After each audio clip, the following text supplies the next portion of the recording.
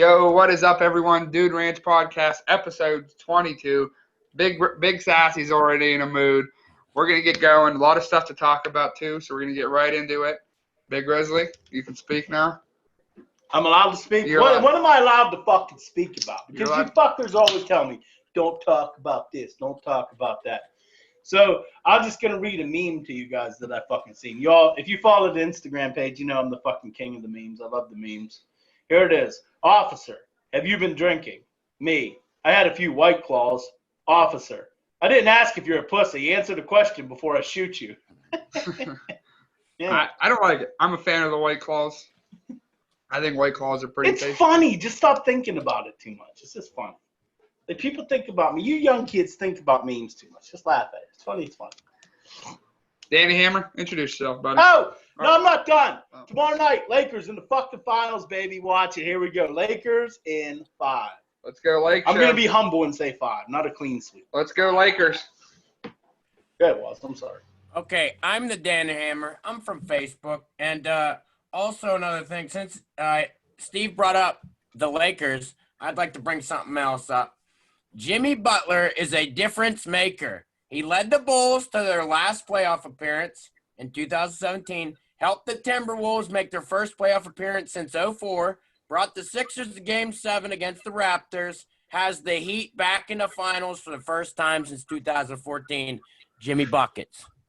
What, you just read that off fucking ESPN or something? Like, what are you looking down at? I'm looking at my phone. Hey, how far did he go in the playoffs with all them teams? Tell me that. Riddle me that. Look at your phone and tell me that. Listen, Steve. He was with teams that weren't going to fucking make it there without him, though. Except maybe the Sixers. The Heat's a good team. They're not just Jimmy Buckets. So. Yeah, I mean, they're still a phenomenal team, but I'm saying Jimmy Buckets there. I mean, he's a consistent. I'm not going to diss Jimmy Buckets. I like Jimmy Buckets. He's a humble fucking superstar that grinds and works his fucking ass off. I'd argue he's not even the best player on that team. He's an ex-homeless, ex-fucking drug-using motherfucker. He's a piece of shit. You could argue Bam Adebayo is the best. Lakers in 4, baby. And I'm a Celtic fan, and I'm saying that. Lakers in 4. I don't care if I got to pay this fucker $100. I don't want to see those douchebags in Miami win a fucking ring. Drew's saying that because he's pissed off. I won $200 on the fucking Heat. He's definitely pissed off. Brady, what do you got for us? Fuck you. Just kidding. Not too much. I'm very excited to see. I think we're about – I don't know what the exact timeline is on the Lakers, how long it would take them to win 4 or 5 games. What, maybe a week and a half? Is that about an accurate timeline? Yeah, I think they're going every other day, so – So, just saying, when ballpark range, I'm very excited to see Drew get woken up at 3 in the morning to Randy Newman's I Love L.A. because it's going to happen. The Heat have no chance, no offense. It's definitely happened. I don't care if you're rooting for L.A. or not. It's fine. I don't care. It's happening. That's worth it. I don't want. Since you're rooting for L.A., I'll take it easier. It won't be as long. Like, maybe I'll only do it for 2 weeks instead of for the rest of your life. That's fine. I petition you bring that speaker in and you play it over the Bluetooth speaker so it's real loud, and you got to record it so the people can see it because Marley's gonna fucking hate you. Marley's gonna be pissed. Yeah, other than that, go fucking Yankees -1.5 tonight. All right, well, let's get into it. First topic, big fucking news tonight. It's happening 9 p.m. Probably the best comedy show we're gonna see in years. We got one corner, we got Donald Trump. The other corner, we got Joe Biden. We got the presidential debate is happening tonight. Biden, Trump. Let's just break it down. Big Grizzly, what are your initial thoughts on the presidential debate tonight? I just think it's going to be 2 fucking cucks just talking shit on each other. Like, neither one of them's going to talk about their own merits. Politics has just gotten so fucking out of control, dude. Like, back in the day, the guys would just come on there and just talk about their own fucking merits, and they'd shake hands after a fucking debate. And now all they do, and you look at every one of their fucking ad campaigns, is just talking shit on the other guy. Like, if you listen to any future fucking presidential candidates, if you come on and just talk about your own merits instead of being a cuck and talking about the other guy, you're gonna get my vote. I don't care what fucking party you're gonna get my vote. I want to see people just talk about their own fucking merits. Yeah, I agree with that, but I'm also looking forward to the fucking. They're like two bickering fucking hens, just back, like two fucking old ladies. Yeah, that part of me is looking. Part of me see what you're saying, but also the other part of me is gonna think it's fucking hilarious, and it's gonna be fun. It's gonna be fucking. It's gonna be great humor tonight. Brady, what do you think? Presidential debate, Biden Trump. Grade A humor. Obviously, it's gonna be humorous. It's kind of to touch on what Big Grizz said. It's kind of like almost. I don't know. It's not like embarrassing, but it is in a way to see like where we're at with our presidential debates. Like you're not going to get any kind of fucking information on either one of these fucking dickheads tonight because they're literally just going to be fucking back and forth on each other. But with that, does bring fucking humor. There's a couple gambling sites out there. I've seen a few prop bets for tonight. I'll list them off. Because I'm going to be keeping track of them because I'm curious in my own right. One, over and under 4.5 times Trump mentioned something about China. I'm taking the over. I'm going over on that. Yeah, for sure. Over and under 15.5 times Joe Biden stutters. I'm going to take the over on that. Oh, way over. And then Drew brought up a funny one too. I don't know what we set the over and under at, but how many times Trump calls him Sleepy Joe tonight? Do you think he's gonna do it on a debate? Yeah. Yeah. What do you think? He's serious? Yeah, it's Trump. It's fucking Trump. I'm not putting anything fucking past that guy at all.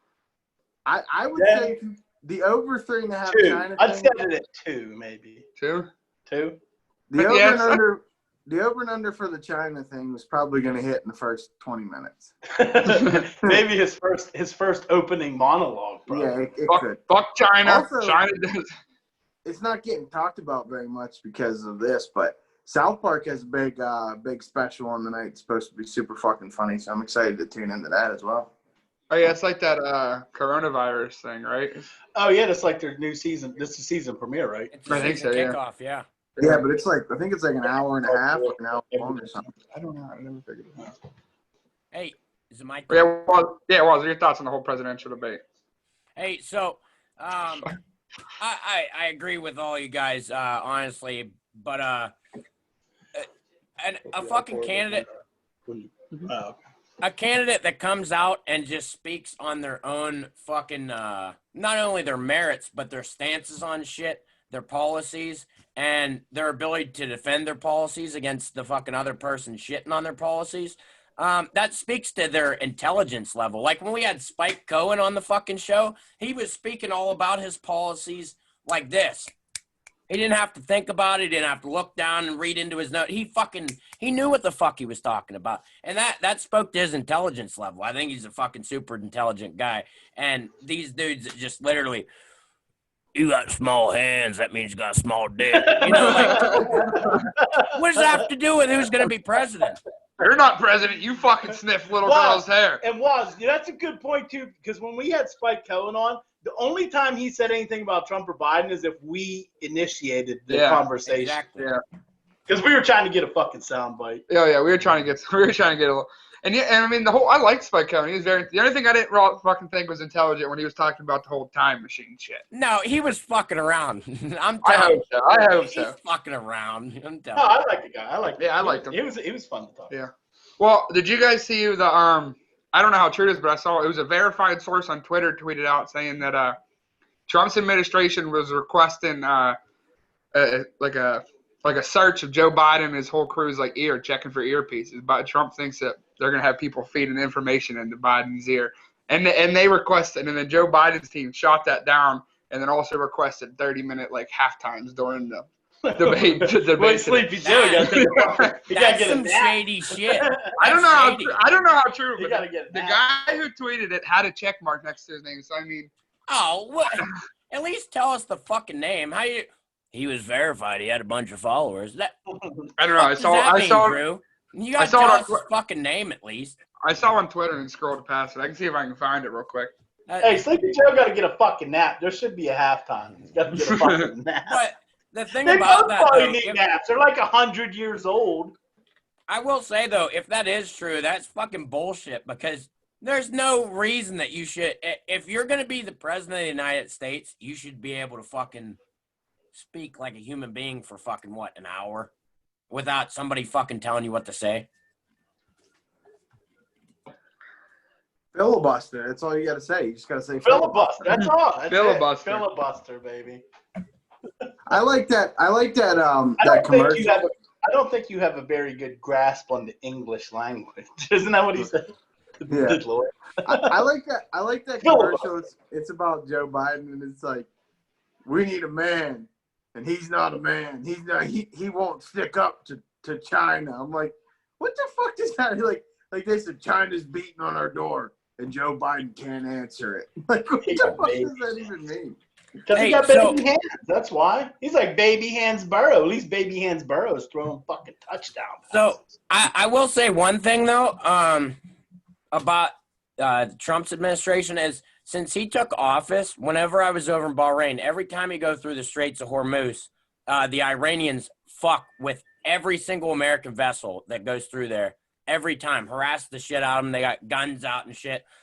But since Trump took over, they didn't do that shit. They knew, they're like, we might get shot in the fucking shin and we keep fucking around. So that's a show of strength for me, militarily wise. I fucking like that. You know what I mean? We don't. But I thought we weren't. I'm sorry, I didn't mean to interrupt, but I thought we weren't going to get too political on this show anymore. We were just talking about politics. What do you mean? No, but I thought we were just talking about how funny it's going to okay. be. Okay. All right. Fair enough. Well, Brady, you're the one that brought up the idea of not talking politics. I was That's down fine. for it, right?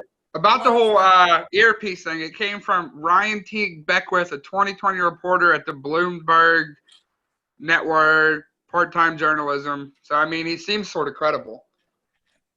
Was it? Well, I don't fucking know. I don't know how true it is. That's what it came out and said. It said Biden's team didn't deny the fucking earpiece check. So, if Biden seems smart tonight, that's why.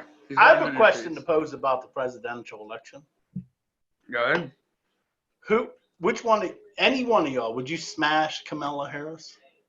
I would. I'd smash. Yeah, I would. Just to say I could, if she wins, just to say I fucked the vice president of the United States. I don't think she's that bad looking. I don't think she's that bad looking woman. I'd fuck Hillary. Oh, I'd fuck her just so I could say I did. Yeah. You're nasty motherfuckers for saying you. Just to say I did. Nasty motherfuckers. That's all right. I'd have fucking clout. Oh yeah.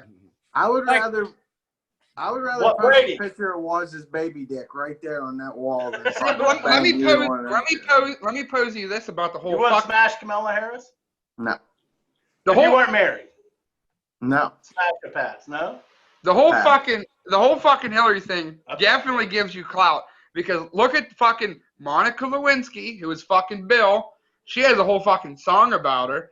There'd be songs about Drew Gates because I fucked Hillary. Yeah, there wouldn't. Monica Lewinsky, get it. I don't even blame Bill Clinton for he's sleeping with fucking Hillary. Do you think I would have let Monica blow? Dude, you think Hillary and Bill were married just for political reasons?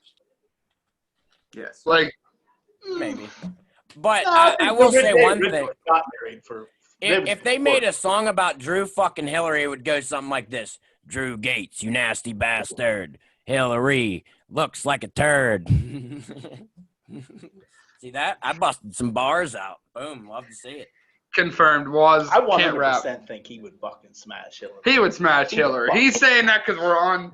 Hey, he's saying because we're on. Don't want people knowing. Who's running through our topics today? May, why what's up? Oh, you?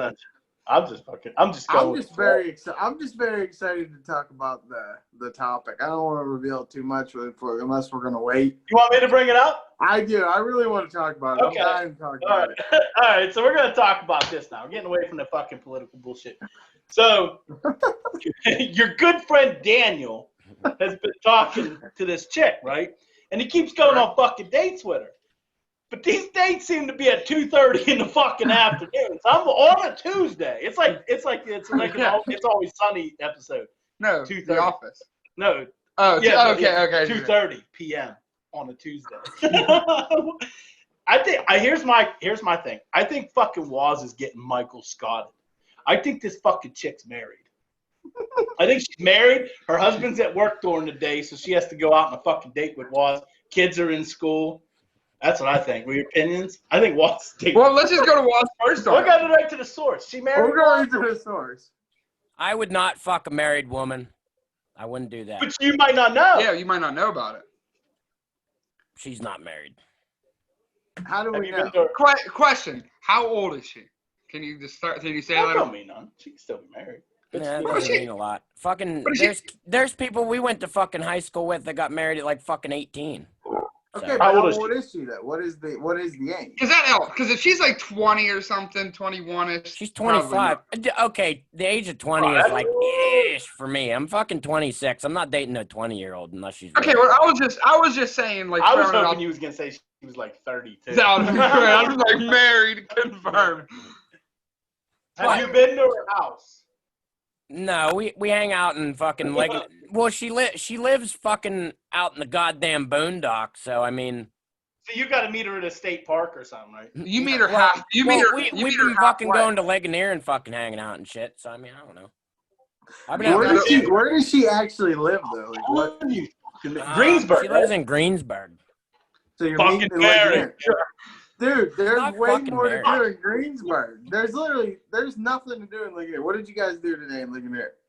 We walked around. We got some coffee. She had her dog with her. She has this big ass fucking Burmese mountain dog. And it was dope. But went to some pet shops there. We got ice cream. It was a fun time. Walked around town. Greensburg is legit like 15 minutes from Ligonier. Yeah. Married. She's fucking married, dude. And I'm not saying you know it. You Walt. would see a fucking ring line around her finger. I don't wear a fucking ring, dude. I'm married. I've been married 26 years. You see a ring line on my finger? No.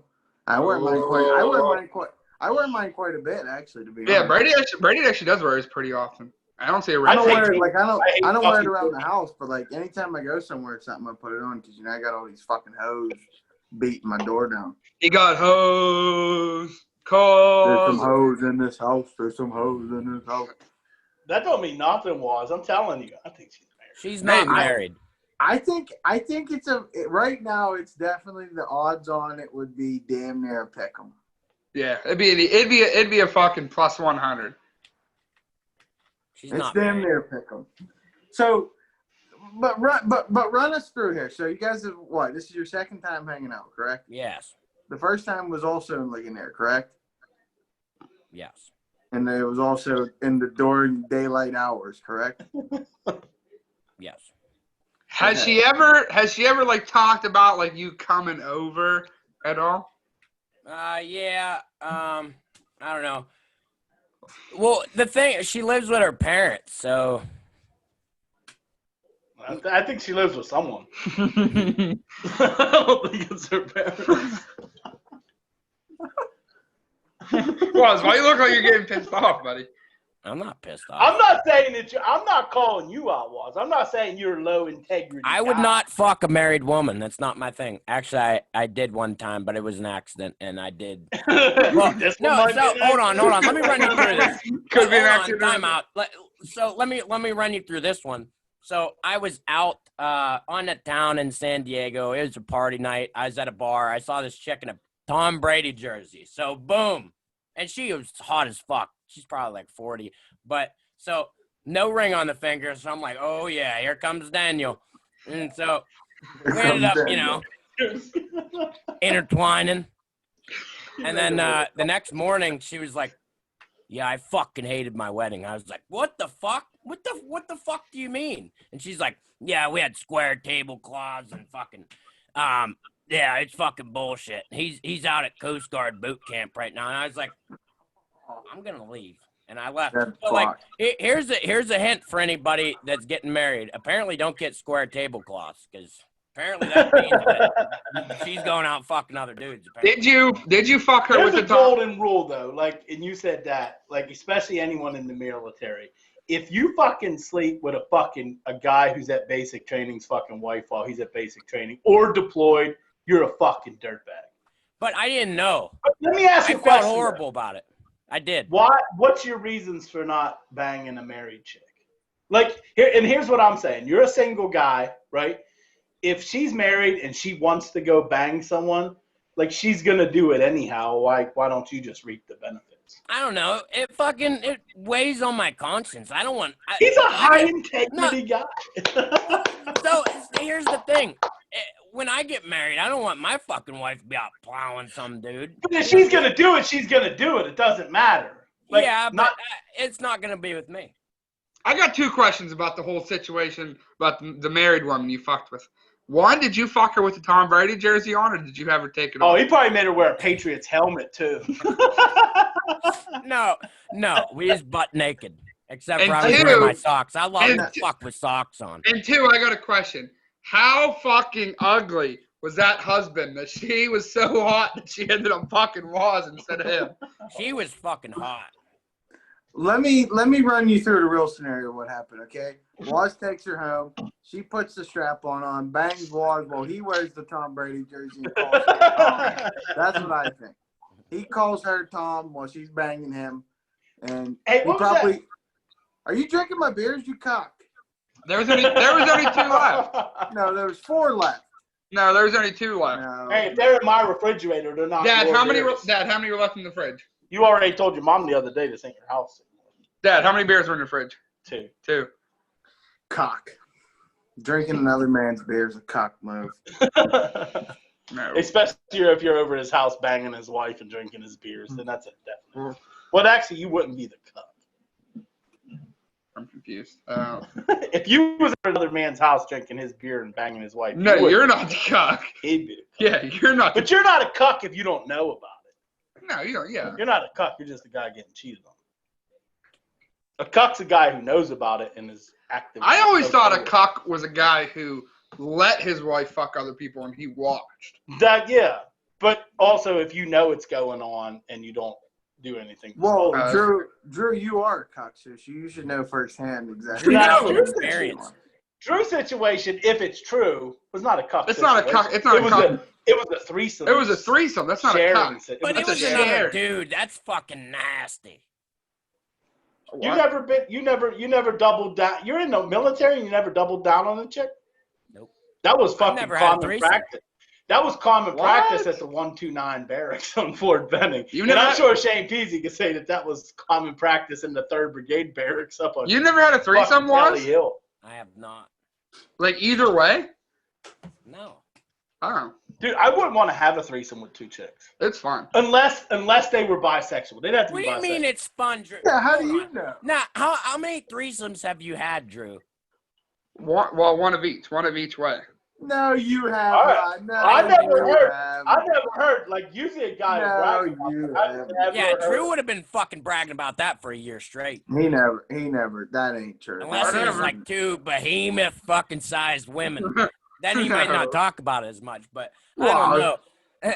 If Drew's bed frame ain't broken, I don't think he's ever had a fucking threesome with 2 chicks. That's not true. Because I've had sex with a girl that probably equivalates 2 girls. Is the one girl you was in a man? If you was in the threesome with OJ, a JT3, was it the same girl that was in the 2 chick threesome? Yeah. Yeah, I can believe that. Yeah, she was a hoe. She would have did. She ate your butt. She Ate my butt. She was down for anything. You're gonna She eat that. shaved your butt gonna eat- first and then ate it. Are you gonna eat that stanky motherfucker's butt? You about to do anything?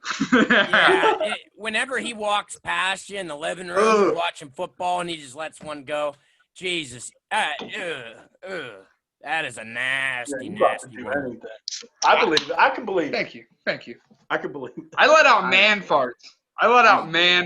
No, I'd say I can believe it. I can believe it. With her, You don't let out man farts. You don't wash your ass, and it's confirmed. He shit the one time and forgot to flush, and there was no toilet paper in the fucking toilet. That's not true at all. What does that mean? If you shit, forget to flush, and there's no toilet paper in the fucking toilet, what does that tell you? That's not true at all. Brady is the fucking king of bullshitters. Brady makes up the lies more than anyone. No. So you can't trust a word Brady says. have you ever heard the phrase, you can't shit a shitter? No. There you go. Never heard that. Sounds kind of stupid. Yeah. All right, well, let's move on. All right. Well, I got to talk about football, but before we get into that topic, I do want to say make sure you guys check out our Pigskin Pick'em show every Wednesday. Make sure you guys check it out. It's going to be filmed tomorrow. We do our bets and all that stuff. So just wanted to throw that out there, a quick little promo. Let's get in. Tennessee Titans, Minnesota Vikings are being shut down for at least a week while there's COVID happening.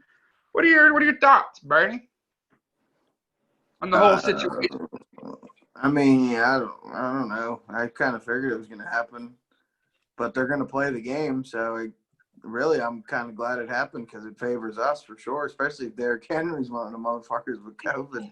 That'd be dope. I mean, not that, but hey, I'm not going to complain on finding lost treasure. I mean, I like our chances if it was a normal week, normal game, but I'm just saying you're telling me Derrick Henry's one of the ones with COVID. I'm not going to be like, oh, damn, I wish he would have played. Fuck no. If he ain't playing, I don't care. They're all asymptomatic anyhow, so I don't feel bad for them. Yeah, they're all good. They're all asymptomatic. Football's a business of winning, baby. However you get the wins, you get the wins. I don't give a fuck who plays and who don't play. 6 weeks from now, you look back and you're going to be like, oh, well, Steelers won the game. Yeah, because if they would have forced us to take a bye this week, that would have fucked us. I mean, we got no offense to Ben, but we got an old quarterback. We don't want him going the rest of the way without a fucking bye week. Our bye week 8, which is perfect for him. They broke it down too. With that, if that was going to go the way they were originally reporting, the Steelers would have played 13 straight games. 4 of them were on the road, which is that's not fair to a team, especially like you said, a team. I mean, Ben's a gladiator. He don't give a fuck, but I'm just saying. Would you guys be mad if they moved it to Monday?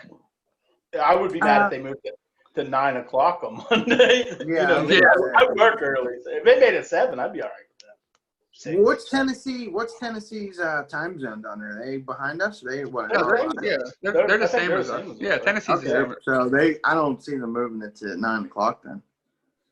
Who's the Monday night game at 7? Yeah, there's already a Monday night. There's already a Monday night. Yeah, who is it though? Packers, Falcons. Oh, so same time zone. Okay, well. No, it's in Green Bay, so they're like 2 hours behind. No, they'd be an hour. So they would move that one up.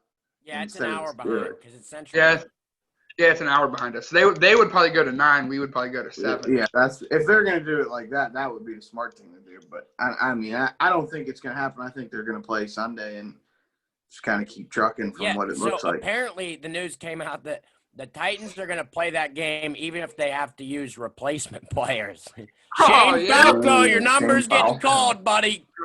Put on the helmet. Like Pat McAfee said on his show today, like if you're testing everyone every day, what's the point of doing that if you're not just going to fucking isolate them motherfuckers and then keep trucking along? Yeah, so isolate them, keep the facilities open. That's the reason why you're testing every one other day, so you can trace and isolate. Yeah. I don't know. Well, plus they're all wearing those fucking little tracer necklaces too that show exactly who had it, who's in contact with, when he had it. So, you know what I heard too? That they had some kind of like charity fucking function, like a few nights before their game. That's bullshit. Yeah, like why the fuck would you do that? With this much money on the line and the season on the line, why like that? I get doing that stuff and it's important. But in this pandemic type situation, you shouldn't be doing that shit. Yeah, for sure. There's too much gambling money on the football line. The pigskin pickums on the line. I wish it was as easy for football to do as it was the NHL and NBA, because the NHL and NBA, both of them too. That was that was perfect. I mean, NHL went the whole playoffs in the bubble with no cases. NBA, they're in the finals with no cases. I mean, that was the most executed plan ever. Too many people. Too many people involved. No, I know they can't do it. I know they can't, but I'm just saying, like, even if there was say 5 or 6 hub cities, just kept everyone in like a little parameter. I mean, I don't know. Just, all that travel, it's rough when you're traveling all over the fucking country, regardless of. I mean, I know they're getting escorted and shit. They're not. But still, you're still flying on planes. You're still going to hotels, and I don't know. Listen, like you said that about the NBA bubble. Like I was watching the NBA Jump today, and Rachel Nichols and who's that fucker? Richard Jefferson. They were interviewing Dwight Howard, and they had their masks on when they were doing it. But when Dwight Howard left, then they took their masks off. But here's what I don't understand: like if they're all in the fucking bubble, Why does anyone have to wear I the think they're doing it just to maybe like promote wearing the mask, maybe. I don't know. If they're all in that bubble, I don't understand. Then they take, as soon as Dwight Howard, are they not? Obviously, they have to wear their mask around players. That's what I would say. Maybe it's just because ultimately the players are more important than not get it. Right, but even Rachel Nichols, and then once you go in the bubble, you're not allowed to leave. Like, no, Rachel I know. Yeah, I know. can't go out for dinner in fucking Orlando or anything like that. Yeah. She has to stay there. While She's we're on the she's getting pounded out. Yeah, Rachel Nichols is getting pounded by some players. Go ahead, Warren. Go ahead. While we're on the subject of fucking football, I have a crazy stat here. You guys probably already saw it, but there's been 2 number 1 overall picks with a touchdown catch since 1996. One of them, Keyshawn Johnson, and the other, left tackle for the Kansas City Chiefs, motherfucking Eric Fisher. Yeah. That's insane. That's crazy fucking stat. Boom. Speaking of what that, the hell was the stat? What was so crazy about the stat? There's only been 2 number 1 overall picks from the NFL draft that have fucking scored a receiving touchdown since 1996, and one of them is left tackle. That's because most number 1 picks don't. Or quarterbacks. Yeah. But no running back has ever caught. Yeah. What? Not since 96. No. Was AP the number 1 pick in the draft? Yeah. No, Then your stat's false. I don't think he was. No, I don't think he was. AP. That's from Fox NFL. Oh, all right, well then I guess it's true. Well, I got a stat about the whole Eric Fisher catching a touchdown. Boom, boom, and boom. We're all wrong. Taking the Baltimore Ravens on the show on the what betting. was wrong about? You keep saying that. What was wrong about that? Baltimore's a good football team. I'm just saying you were wrong. Kansas City, like I didn't say it like that was dumb. I'm just saying you were wrong. You did fucking say it like we were dumb. That's Like how it's you such a insinuated terrible it. fucking pick. It Like came off like I know, like we took the Jets to beat the fucking. But that's not what I was really trying to get at.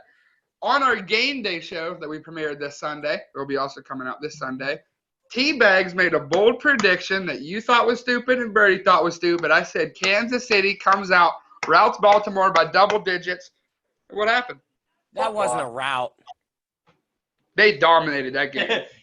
They had like 512, They dominated that 12, game. 512 yards of offense compared to Baltimore. If it wasn't for that kick return touchdown, that game's a lot worse. It looks a lot worse. Dude, I'll tell you what though, Kansas City, when they go like full out into their deep realm of plays, I don't know how the fuck you're gonna stop them. That one play they ran yesterday, I haven't watched football a long time. They ran a double screen tight end screen. They fucking fake it to the receiver, fucking fake it to the other receiver. Travis Kelce slips up the middle and they fucking screen it to him. Like, I mean, Andy Reid the guy is an offensive fucking genius. I mean, and he's underachieved a little bit up until recently, but you can't take the thing. He's an offensive fucking genius. Yeah, fucking Patrick Mahomes. He ain't a fucking offensive genius. Yeah, I mean, I do agree with you, but partly it is because of Patrick Mahomes. No, here's the thing. Like, here's the deeper thing to look at. Lamar Jackson, if he's forced to pass, he's not good. I mean, he's okay. What did he do last night? He but had if 90. he's forced to pass, Yeah. how good is They he? weren't Like, forced to pass. Hold on. They weren't forced to pass. Their offensive coordinator's a fucking retard. That first drive they had, straight down the field on nothing but read options and shit. What'd they do after that? They stopped doing it. Why'd they stop? That play wasn't getting stopped. He's just a fucking moron. That's what blew the game, was the shitty play call. No, this is the NFL. You can't keep going back to the same fucking plays. Listen, Kansas City started doing a very good job of setting the edge. If you can set the edge on Lamar and you have good interior fucking play, he can't get out of that pocket and he can't escape up the middle. Yeah, I mean he's not a pocket quarterback at all. And his throw on the run, he's not. I don't know. I mean, Lamar's great. He's good. He made two tremendous passes, like 50 yards down the field that were both dropped. One by fucking Hollywood Brown and one by Andrews, their tight end. Literally, just fucking Hollywood Brown put his hands out and then tucked them back in, like he didn't want to make the catch. And then fucking Andrews in the end zone. That was fucking dog shit. He fucking tumbles down like someone just fucking hit him with a Mack truck. No one even touched him. He fucking tumbles down, drops the ball. I mean, they had a ton of dropped passes last night, too. It wasn't all on Lamar. The Ravens' fucking receiving core isn't what Kansas City is. Honestly, you put Lamar in that Kansas City team with the receiving core that Kansas City has, he'd be a much better quarterback. But they have less to work with. They got fucking Willie Snead out as their number one receiver when they run single back. Willie Snead fucking sucks. I don't care what anybody says. He fucking sucks. The best way to beat Baltimore is to get a lead early and don't let them play their game. Because if you let them play their game, control the clock, pound the ball, they're going to beat you. But if you get that early lead on them, make them sit in the pocket, make them pass, they're easily beatable. I'm surprised at the defense. I thought their defense was better than that. Kansas City did what I just said, and they easily beat Baltimore. And that's no diss to Kansas City's offense. I know it's good, but I thought Baltimore's defense was better than that. Well, I don't think Baltimore's defense. I think Earl Thomas hurt Baltimore's defense a lot. Baltimore started coming back there. It's not like, I mean, one fucking possession goes wrong there for Kansas City. That's not a fucking blowout. That's not. I think you say Earl Thomas is gonna hurt their defense more than he helped them. I think them giving that money to Calais Campbell's old ass is gonna hurt them too, because he just doesn't look the same as what he been the last couple of years. I mean, and I didn't see much of him in the Cleveland game. But we watched the last two games. We had them on last week because you guys had money on him. And then obviously last night we watched that game, and he just doesn't. I mean, he was just about irrelevant last night. I mean, I'm not saying Baltimore ain't going to be a 11-12 win team, but man, they did not impress me last night at all. No, I said like my views on them went down. Like I said, I think Steelers, Baltimore is still going to battle for the North. It's going to be within a game of who wins the North. But yeah, I agree. Fuck, man. After watching that game, if we play the way I think we could against them, like we did last year without Ben, I think we might be the better football team. Our defense is sure as hell better. That's for sure. Our defense is way better than Baltimore's. And we got better playmakers outside of Lamar. Yeah, for sure. Like I said, I think losing Earl Thomas on that defense hurts them a lot. So I have something to bring up here, and I'm so sorry, Josh, but I have to bring it up. We're talking football. 28-3, 2 minutes, 12 seconds left in the third quarter. 39-24, 5 minutes, 35 left in the fourth quarter. 26-10 with 6:24 left in the fourth quarter. I don't want to hear it. Falcons lost all three of those games. I don't want to hear it. I probably wouldn't watch football anymore, honestly. I don't want to hear it. I've lost money on two of those three games. I didn't. I bet the Bears money line, baby. Brought me on back. Your good friend Josh told us last night to hammer the Falcons in Sunday Night Football. I'm not hammering them versus the Packers. No chance of I don't even know if I've ever bet on them. He's on the money line? Yeah, they're playing Green Bay. Well, I know who they're playing. The money, they're catching 7.5. I'd at least take the 7.5. I don't think I'm ever touching Atlanta again. I took him on Josh's fucking word last week, and it didn't fucking do me good. I don't get it. Like, I don't get how they keep fucking blowing these leads. Like, they have the talent. Like, the talent's there. Like, it's there that they should be beating the Bears. Their defense isn't very good. I don't know. Yeah, their defense ain't good. I mean, they're offensively, they do what every team does when they get up big. They take their foot off the gas. They're milking clock. They're just, they're trying not to get hurt. I know it sounds cliche, but that's what most teams in the NFL, if they're up 2 scores going into the late in the third, early fourth, they're pounding the football. They're not trying to fucking go down the field. Most teams don't got the gumption to go for the kill shot in the NFL. The kill shot. Everyone knows it. That kill shot. Their quarterback's good. He's not elite. No. They make him out to be elite. He's not elite. No, I don't think Ryan's good at all. He's good. That's what I meant. I meant he's good. He's good. What do you mean not good at all? He's good. That's not what I meant. He's not elite. He's not even close to elite. No. See, I agree with Brady wholeheartedly. Whenever you have a lead in the fourth quarter, I don't care what the fucking lead is. It all comes down to your fucking defense to hold on to that fucking lead. And their defense just isn't fucking there. It's non-existent late in the game. My point on that was more or less like, I think that there needs to be a time where Dan Quinn or whoever their offensive coordinator is just like, hey, we're up fucking 15. Don't fall. We're not running the ball. We're fucking got like. I mean, I know most teams. Like I said, most teams are able to just chill on that. What are you gonna? You're gonna keep blowing leads? You got to keep. If you're that's a defensive problem. That's not an offensive problem. If you score 20-plus points, you should be winning most of those games. That's not a defense problem. You don't have to go for the kill shot. You don't have to throw 50-yard passes because that's against the fucking numbers of how I'm to not play. saying 50-yard passes. I'm not saying that. I'm saying stop running 3 times and fucking punting. I'm saying start throwing some slants, start throwing something. You got to keep scoring unless you are just cool losing games. I mean, yeah, it's not their fault. Well, here's the thing, though, Brady, because you always say that about the Steelers. And you know what? Since you've been alive, the Steelers have probably won almost 70% of their football games. But you knocked them for how they fucking play, even though that style of play wins them 70% of the time. Even back when we had an offensive team, we were still, when we went into the fourth quarter. That's how you play football.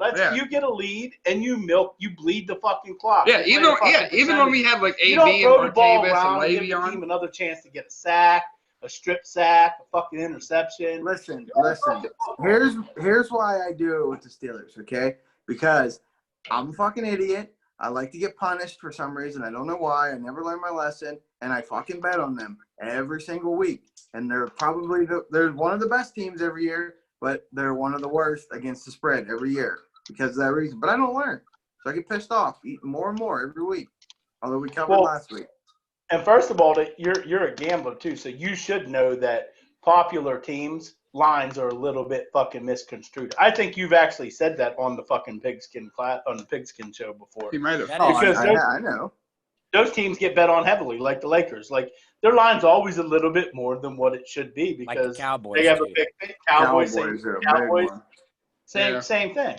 Because they get bet on a lot because they have big fan bases. Yankees. That's why the last 2 times when Clemson and Ohio State played, who's the bigger school? Who's the bigger market? Ohio State's the way bigger market. Right. They're favorited. They've been favorited in both of them games when damn well you knew Clemson was the better team.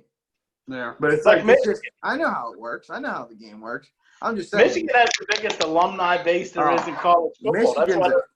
Michigan, that's why if you look at the numbers, and I'm not going to rattle a stat off, and I don't know the exact numbers too, because I don't do that, Drew. Fuck you. Secondly, I know at one point last year they said it was late in the season. It was like, it was like 26 games or something since Michigan's went back-to-back weeks with covering a spread. I mean, because their spreads are so outrageous because everyone wants to bet on them because they have such a big fan base. So, I mean, that's also an aspect of gambling that you should know. And I should learn. But the Steelers are the only team I do that with because I don't know.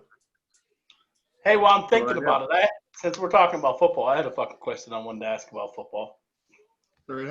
So, you all know Trevor Lawrence is probably the consensus #1 pick in the draft next year. No, he is the #1 pick. Yeah, okay. So, both of the New York teams look like they might not win a football game all year. So if either one of them get the first pick of the draft, do you think they take Lawrence? Because now think about it. Jets, yes. Listen, let me finish. Both of them have recently taken a quarterback with their first pick. And before you say it, I know exactly what you're going to say. Jets, I definitely think they would. Jets, yes. Giants, I don't think they would. Jets, yes. Happy with Danny Jones. Jets, yes. Giants, probably. But I'm not sure.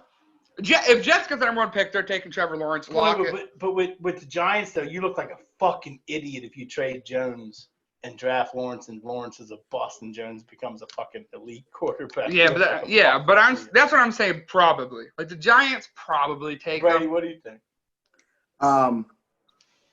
Well, it's hard. The Giants, no way. Daniel Dimes looks really good. They're not going from Daniel. Hey, you don't think? No. There's no chance the Giants take him. Put your fucking finger down. You're coming up next. The fucking Jets. The Jets. Because the Jets are one of the worst franchises in football, and they're going to go 0-16 this year, so you know. They are going 0-16. That is factual. They're going 0-16. Regardless. The Jets, since they're one of the worst teams in the fucking league. They're one of the worst offices in the league, worst coach in the league. They probably would take Trevor Lawrence, which I think they don't need to because I think Sam Darnold's pretty good. But if you look at some of the throws that kid makes, he makes good throws with nothing to work with. I mean, since he's been there, he has had nothing. No offense line, no fucking running game. Well, they got Le'Veon for him, but that didn't pan out. Probably because they don't have an offensive line. Yeah, that's what I say. That's why you can't run. So I'd say Jets. They might take him. Jets, yes. Jets are taking. The Giants, no way. The Giants better not take him. They better not. Daniel Dimes is going to be good. Damn, Daniel. So here's my take. First of all, I don't think the Giants go 0-16 because their division is such fucking dog shit. They're gonna win a fucking game. They're going to. Look how bad the fucking Eagles are. The Eagles fucking played for the fucking tie. Oh my god. I want to punch myself in the fucking face when I saw that shit. There's like 10 seconds left. They're like, you want to take a 66-yard field goal or do you want to punt for a definite tie ball game? Doug Peterson's like, punt the ball. Punt it. You fucking trot the kicker on the field, or you throw a Hail Mary or something. It was only going to be a 64. It was only going to be a 64-yard field goal, and Elliott hit from 61 last year. So I mean, I was actually going to bring that up, but I mean, but those kickers routinely hit 60-plus yard field goals in pregame. I know it's pregame; you don't have a rush, but still, they have the leg to do it. Yeah. Like, why don't you try to do it? Here's what I say. If either one of those two teams does get the first overall pick, I think they trade down and get another pick out of it. And I think they'll both take a fucking lineman, honestly. They need him. They need him bad. Yeah, but if you're the Jets, though, like, you got to – that's a circumstantial fucking thing there because you could come draft night and there could be a fucking – clear-cut offensive lineman, defensive lineman, someone that's going to be fucking really good that you can just take number one. You don't have to fucking trade out of it. I mean, it's not – yeah, but there's going to – But here's the thing. The Jets, GMs are smart. There's very few GMs in the league that are really dumb. They're going to – if the Jets get number one, which they're going to, unless the Giants go in 16 too. But, they know the Jets are going to be desperate to get rid of that pick. So they're not going to be giving up a shit ton of stuff for that pick, knowing damn well the Jets want to get rid of that pick. I don't know. That's my thought. I disagree with that. Yeah, see, I disagree. I disagree with that because the Jets have already been rumored to be this is Darnold's make or break year. They're ready to move off of him, and that's coming from sources like fucking Mortensen and them guys like that. But my thing is like, no, if a team fucking feels that they need a quarterback to and they have a good roster to get like maybe the Titans. They'll trade what they got to trade to get that fucking 100%. Pick. That's what I'm They'll saying. Trade. Yeah, that's the team I was exactly going to say. Yeah, they're not going to wait to fucking. Oh no, the Jets. Why would the Titans do that? They literally just gave Tannehill $100 million.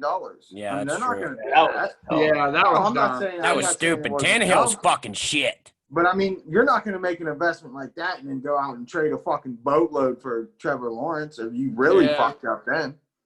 Well, I don't know what Tannehill's is. A lot of it? Is it how much is guaranteed? Is it performance based? Well, let me throw this at you guys, and this is just just popped in my head. I just want to get you guys' thoughts. What if the Steelers? Told you. I'm just saying. Just popped in my head because we don't got much time with Ben left, and we definitely don't have no fucking guy in the wings. What if the Steelers fucking offered the Jets Minka Fitzpatrick and our pick? Would you take that for Trevor Lawrence? No. I would. Not Minka. I don't think the Jets will take the pick. Well, with that, I'm going to go take the piss. Excuse me, but I have to piss and get more beer. I don't think they take it. I would consider it though. I don't think the Jets will take it. Not Minka. I'm not trading Minka for it. Maybe Island. I think you overvalue Minka a little bit. No, I think you undervalue Minka. No, I don't undervalue him. Minka came in and legit changed our team last year. Yeah, he did. But, like, in these 3 games this year, he hasn't done nothing. Because teams are scared of him and they're not passing at him. No, that's not it. Yes. No, he literally – yes, it 100% is.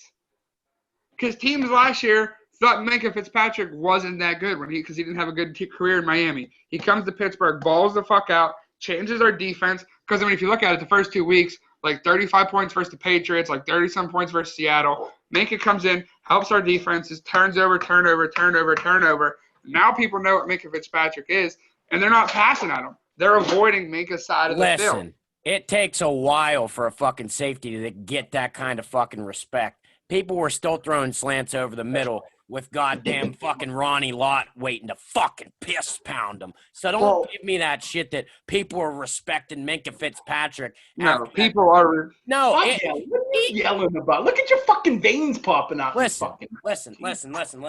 People were still throwing on fucking. They were still throwing slants across the middle with bruisers like Ronnie Lott there. It takes a long time for someone to get that kind of fucking respect from an entire offense that they're not going to throw his way. It's a safety, okay? People that play the Steelers throw at Terrell Edmonds. That's like they don't. It's not like I'm not saying like they're not a little worried about Minka because he is a really good player.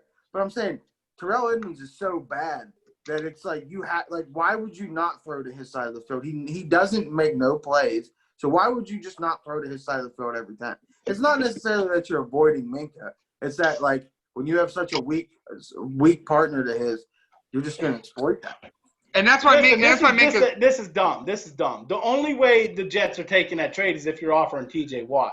If you're giving up the chance to take a fucking franchise quarterback, you want a you want a big time playmaker, and the best big time playmaker on the Steelers defense is TJ Watt. That's the only way the Jets would take that. There's probably only. They would never even take that fucking trade.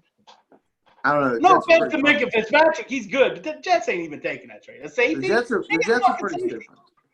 The Jets are pretty dumb. Oh, they are pretty stupid. I wouldn't trade. There's probably only maybe a handful of guys in the league I would trade TJ Watt for, to be honest with you. A handful's pushing it because there ain't much. Yeah, I'm just saying, if you wanted to make that trade even plausible, you'd have to throw TJ Watt in there. That's the only one on the Steelers roster you'd be willing to give up a game-changing quarterback for. Well, let's see some people that you would trade TJ Watt for. Khalil Mack. No, I don't think. Khalil Mack, like he get Khalil, that, and he just to me like he like has like a stretch of like 3-4 games where he's just a fucking animal, but then you don't hear from him for 6 weeks. Like Aaron Donald. Yes, I would. Aaron Donald. I would get Aaron Donald. That's one of the people I would take. Russell Wilson Jr. the third. Well, I mean, if you're throwing quarterbacks in there, Patrick Mahomes. I just meant non-quarterback. We're saying non-quarterback. Non-quarterbacks. It's Aaron Donald. Tyreek Hill. Huh? No. Tyreek, fucking mute him now. You trade fucking. We'll mute him. You're getting muted for a second there, buddy. Okay, well then I'm fucking. He's fucking muted. He left. What a dickhead. Tyreek Hill. Tyreek Hill. That was bad. What a dickhead. That was fucking stupid. Yeah, that one was bad. Shit, now I don't know. I don't know. Really left. Is there any receivers that you would take, like Hopkins, maybe? No, I would think. I wouldn't trade fucking Watt for any receiver in the fucking league. Yeah, I mean, I probably wouldn't either. I'm just brainstorming guys now. Like, obviously, Mahomes, yes. But I'm saying, like, Aaron Donald's probably the only one that you could definitively be like, yeah, I would do that. But it's just, like, schematically, too. I honestly think TJ Watt. Don't fucking mute me before you give me a chance to fucking defend my goddamn pick, you fucking pieces of shit. No, what the that's fuck? like that's like Stop getting married. Tyreek Hill is so fucking fast. He literally changes defense and entire schemes. You saw how fucking Baltimore played. They dropped into the zone just to cover him. They didn't play man-to-man because they knew they were getting burned if they fucking did it one time. Okay. It literally changes the entire dynamic. Well, first of all, the Chiefs have McCole Hardman, who does the same exact thing Tyreek Hill does, and they have Travis Kelce. So you really can't play man-to-man on them. And they have Sammy Watkins. Because of Tyreek Hill. Sammy Watkins is ass. He gets catches because of the other three. Yeah, that's true. Saying that, basically, he's saying Tyreek Hill is the best wide receiver in football? Yeah, basically. Is that what you're trying to say, Do you think Tyreek Hill's the best receiver in football? Because if he's saying that, I wouldn't say that. But he changed his entire That team's was the first fucking. one you said. Yeah, that was the first one you said. That was the first receiver you said. Yes, I mean, but when you go with fucking guys like Julio and fucking D-Hop and shit like that, I mean, yeah, they got the physicality over him. They got hands over him, but that speed is fucking damn near unmatched in the NFL. They got route running. I remember route running every too. time the Steelers have played against Tyreek Hill, he hasn't really done shit against us. There's probably like 5 or 6 receivers I would take over Tyreek. I wouldn't take a wide receiver in the NFL over fucking TJ Watt because the outside linebacker is a more valuable fucking position. And if I was, NFL, you can find wide receivers. And if wide I was receivers to take one over TJ Watt, it's not Tyreek Hill. It's Hopkins or Julio. And you, as a New England fan, should know that wide receivers are a dime a dozen. Your quarterback made a living basically. Wes Welker, Danny Amendola, Chris Hogan. But there's not a fucking lot of quarterbacks that can do that. Yeah, there is. There's Ben Roethlisberger's done the same fucking thing. Patrick Mahomes is. Russell Wilson. Patrick Mahomes has not done the same thing. Huh? What are you talking about? He's going Kelsey Hardman Hill. What's Hardman without Patrick Mahomes, Kelsey, and Tyreek Hill? McCole Hardman is not a proven receiver in this NFL. You can't say he is. It creates a dynamic that's hard to fucking cover with two fast receivers and a fucking huge tight end that catches everything. Let me tell you who the dynamic is. The dynamic is Pat Mahomes. That's why they paid him $500 million. Yeah. Okay. If McCole paid him that much because they're fucking stupid. Conversation. If McCole Hardman, Waz has a point. Waz does have a point, but in the same respect to Patrick Mahomes, there's not a team in the league that you could put him on other than probably the Jets or the Giants that he wouldn't absolutely put up MVP. So I agree with that, but you guys act like he has nothing in Kansas City, and that's fucking stupid. Hill, fucking goddamn Hardman, and fucking Kelsey are not. Yeah, dogs. they have weapons. They do. He has weapons, but here's my point. He's an elite quarterback along the lines of Brady, a Roethlisberger, an Aaron Rodgers. He would do good without any of them. But not as good as he does. Rookies around him. Yes, he would. He's that good. What about Russell Wilson? What about the year Russell Wilson went to the Super Bowl with Doug Baldwin as his #1 receiver? Did I call Russell Wilson dog shit? No. He might be the best fucking quarterback in the league right now. Come on, he's not better than Mahomes. He's not better than quarterback in the league. It's not Mahomes. Close. It's not close. Mahomes is the best football player in the NFL, and to what I've seen from his body of work, I don't think there's even a close second to Mahomes right now. I just don't see how you can. Seattle's got the better O-line though. That's a huge fucking thing because when you get fucking quick pressure on Mahomes, it changes the entire fucking game around. Look. Before you fucking shit on me, Baltimore got no pressure. Look at the week before that. Tons of pressure, and the Chiefs looked like dog shit in the first half. They looked fucking awful, okay? They looked fucking terrible. And why? Because they were getting pressure back there, and Mahomes couldn't scramble because they were coming in off the edges and up the fucking middle. They were getting tons of fucking pressure, and you can't throw it deep to Tyreek Hill if you ain't got time to throw it deep. What about the play in that game last night where there was a linebacker coming straight at Mahomes' face? He's running backwards and throws the ball on a rope 60 fucking yards hold on. Cole Hardman's hands. I mean, there ain't no one else in the league that's doing that. Before you answer, you want to say, you said Seattle has the better offensive line, right? Did you know Russell Wilson's the most sacked quarterback in the NFL the past 3 seasons? How is he the better offensive line? They have a dog I fucked that up. Listen. What I meant to say invalid. What I meant to fucking say was Russell literally fucking runs around and makes fucking throws, okay? He works with fucking little to nothing. Mahomes doesn't. I fucked that up is what I fucking meant to say. Okay, listen. Russell Wilson works with less and fucking does more. How many incompletions does he have right now in the entire fucking season? Like fucking 10? 10? And he has does he have the most touchdown passes in the league right now? He might not, but it's close. I think Rodgers does. It's close. He definitely has more than 10 incompletions. Yeah, he definitely has more. I definitely agree with that. It might be 14. Hold on. And you want to stats? It's not very. Let me ask It's my not good very friend. good. Here we go to this fucking series. and you want to say Russell Wilson doesn't have much to work with? DK Metcalf's a beast. Tyler Lockett's fucking good. Well, let's pump I the think brakes he's trying to because- diminish Mahomes, is which it sounds fucking retarded. No, Yeah, Like, Mahomes could be- he's a great quarterback, but he has more to work with. Is what he's I'm the best in fucking the saying. league. And I'm not trying to diss Russell Wilson. Russell Wilson's the No, second. Russell Wilson's He's the good second best quarterback. quarterback in the NFL. But They're both elite quarterbacks. Yeah, they're but both elite. Mahomes is a little bit more elite. yeah, Mahomes is elite. Dude, And you say that if you- Mahomes don't run around. A lot of the passes I see Mahomes, he's running around. He does his. Did you see the? sidearm Did you shit, see the or fake? he does some Magic Johnson shit where he's I looking did- to the left. And Hold on, throws right. I never said that Mahomes doesn't fucking scramble around. I said Russell Wilson is fucking scrambling around every play. Damn near every play. How many times you see him able to stand in the pocket for more than like fucking 4 seconds? Well, no one really has 4 seconds to stand in the Yeah, pocket. yeah. 4 I've seen fucking lines this year. Whatever. This argument's gone awry because it's Listen, elite quarterbacks don't need great players. They'll still put up numbers without. 100%. yeah, I but can- would I can Patrick rattle off Mahomes names all for the next hour. It doesn't matter. does Patrick Mahomes win the Super Bowl last year without Hill, fucking Kelsey, and Hardman? Maybe he does. Yeah, who knows? I don't know.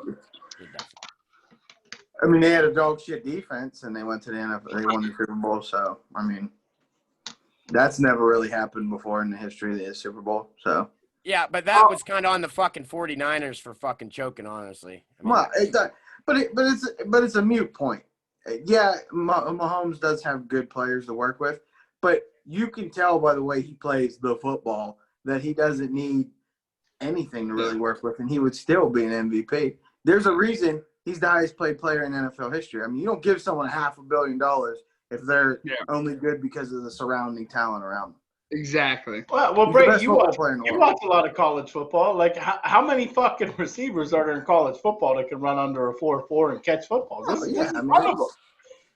It's an overvalued position. You don't need great wide receivers. And you'll see when Tyreek Hill comes up in his next contract, they're not going to pay him. No, they're not. They're not going to pay him because someone out there is they going won't to have pay the him. money because they paid Mahomes too fucking much. But that's who you need to pay. That's smart. Because he'll make Yeah. the next guy Tyreek Hill. McCullough Hardman. Tyreek Hill go play Hardman with will fucking do- Ryan Tannehill and won't be jack shit. Exactly. Yeah, but here's my thing though. Was this like a negotiated contract, or were the Chiefs just coming up to the table like, "Here, have $500 million," and I Yeah. would was have like, just came "Jesus up and said, fucking Christ!" I would all have right. said to Mahomes, "Tell me what the fuck you want, and I'll sign the goddamn check." They just Because- fucking Mahomes- put a piece of yeah. blank paper on the table. Yeah. They're like, "Write down a number. That's what we're gonna pay you." They handed Mahomes a check and a pen and said, "Here you go. Write a number. We're signing it." Fill it in. We'll sign it, and then I would have signed it. They didn't have a fucking choice. No, They yeah, had- if Kansas City let Mahomes walk, they're the biggest fucking idiots in NFL history. Especially on the fact of how they got him was damn near a miracle. Like, what did he fall to? Like 13, 11. like Yeah, like something close like that. Like, I mean, Yeah, somewhere in like the and early. if you go back to his body of work at Texas Tech, to what you're trying to say, I mean, he was throwing for like 400 or 500 yards a game with Texas Tech receivers, so he obviously can do it. So there you go. How many of the Texas Tech receivers are in the NFL from that year? I don't know any one of I them. know Right. Crabtree is I know- Crabtree in the NFL still? I know the answer. Do you? Did he say Crabtree? Crabtree No, didn't play with I'm Mahomes. talking about from the Mahomes-led Texas Tech team. Oh, But Mahomes Zero. dispelled the old Big 12 fucking quarterback theory, right? Yeah, that's he true. does. He does. How many Big 12 quarterbacks come out thinking they're the next big thing and then, toof? Sam Bradford, Baker Mayfield. Pretty much just Oklahoma quarterbacks aren't good in the NFL. Kyler Murray's he's No, Kyler Murray's good. He had a bad fucking game. he's dog shit. You're saying that because you lost you money. Kyler Murray's a talented quarterback. He fucking sucks.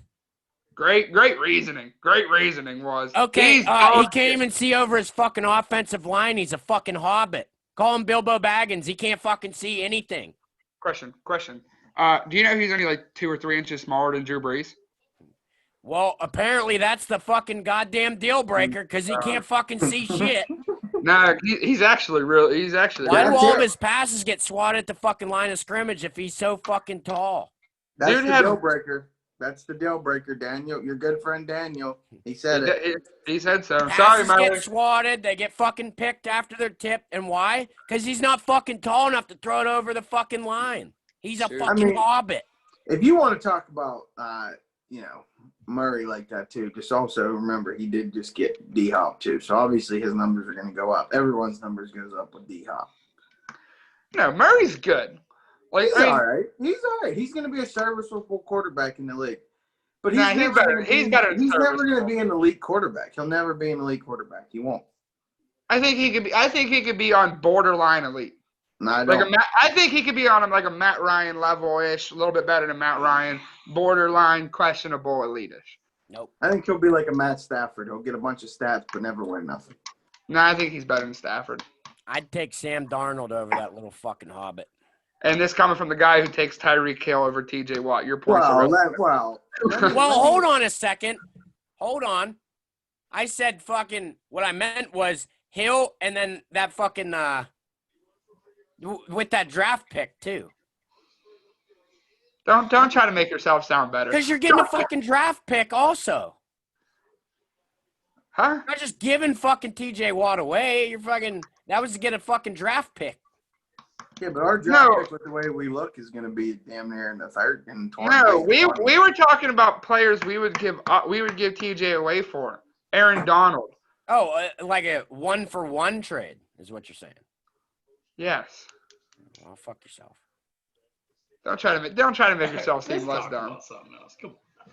Well, I mean, let's get into the NBA Finals, Dad. Let's talk about it. Starting tomorrow. You think the Heat got any shot? No. Are you LeBron James? Are you saying that as a Laker fan, or? Yeah. But here's what I want to do. Here, I want to pick. I have a bone to pick with the fucking media. Like, so they had media day today, and one of the first questions they asked LeBron: winning this finals, will it mean something more special because you're beating Coach Spoelstra and Pat Riley? I'm thinking, like, is the media fucking retarded? Like, what? Like, do they think LeBron James is going to give Miami any bulletin board material anyhow, even if he did have a problem with Riley and Spoelstra, which I don't think he does. He left on his own merit. He left on his own merit. He just wanted to go back home. But the media fucking stupid. Like, they just ask dumbass questions like that. LeBron's never going to give Well, yeah, you know what they're trying to do? They're trying to get click, click, click, click, click, click, right, click, but click, LeBron's not – why would you even waste your time asking that? LeBron's not going to give you that fucking what you want. Fucking stupid. I love – and then it's not being a fucking – I don't want to say a homer because I'm not from LA, but, as a Laker fan, I don't know. I don't see any way that the Heat can beat the Lakers.